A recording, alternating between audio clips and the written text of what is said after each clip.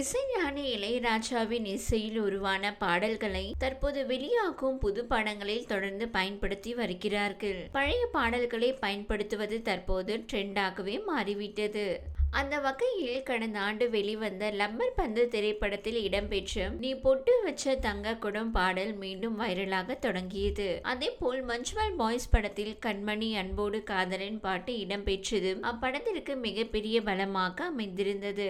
இந்த பாடல்களுக்கெல்லாம் தன்னிடம் அனுமதி வாங்குவதில்லை என்பதும் இளையராஜா தொடர்ந்து முன்வைக்கும் குற்றச்சாட்டு ஆகும். அந்த வகையில் மஞ்சுமல் பாய்ஸ் தொடங்கி குட் பேட் அக்லி வரை தன்னிடம் அனுமதி வாங்காமல் பாடலை பயன்படுத்தியதாக கூறி இளையராஜா நோட்டீஸ் அனுப்பியிருந்தார். அந்த வரிசையில் லேட்டஸ்டாக இணைந்துள்ள படம் தான் வனிதா விஜயகுமார் இயக்கிய மிஸ்ஸஸ் அண்ட் மிஸ்டர் திரைப்படம். இப்படத்திற்கு ஸ்ரீகாந்த் தேவா இசையமைத்துள்ளார். அது மட்டுமின்றி இப்படத்தில் இளையராஜாவின் பிளாக் பஸ்டர் ஹிட் பாடல் ஒன்றையும் முழுவதுமாக பயன்படுத்தி இருக்கிறார்கள். சிவராத்திரி என்கிற அந்த பாடலை புதுப்பித்து அதை படத்தில் பயன்படுத்தியுள்ளனர். சிவராத்திரி என்கிற பாடலை கமல்ஹாசனின் மைக்கேல் மதன காமராஜன் படத்திற்காக கம்போஸ் செய்திருந்தார் இளையராஜா. அப்பாடல் பட்டி தொட்டி எங்கும் ஹிட்டான நிலையில் அதே பாடலை மிஸ்ஸஸ் அண்ட் மிஸ்டர் திரைப்படத்தில் பயன்படுத்தி அதில் ராபர்ட் மற்றும் கிரண் ஆகியோர் மிகவும் கிளாமராக நடனமாடியும் இருக்கின்றனர். இந்த பாடல் யூடியூபில் வெளியான போது அதில் இளையராஜா பெயர் குறிப்பிடப்பட்டிருந்தது.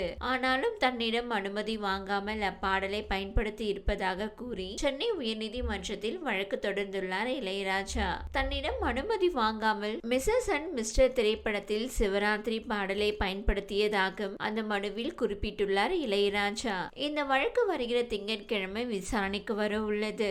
இளையராஜாவின் வழக்கால் வனிதா விஜயகுமார் இயக்கிய முதல் படமான மிஸ்ஸஸ் அண்ட் மிஸ்டர் சர்ச்சையில் சிக்கியுள்ளது.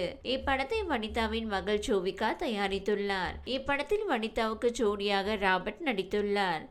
இந்த வீடியோ உங்களுக்கு பிடித்திருந்தால் லைக் செய்யுங்க. மேலும் இதுபோல் வீடியோ தொடர்ந்து பார்க்க நம்ம ஒரு சேனலை சப்ஸ்கிரைப் மற்றும் ஃபாலோ செய்யுங்க.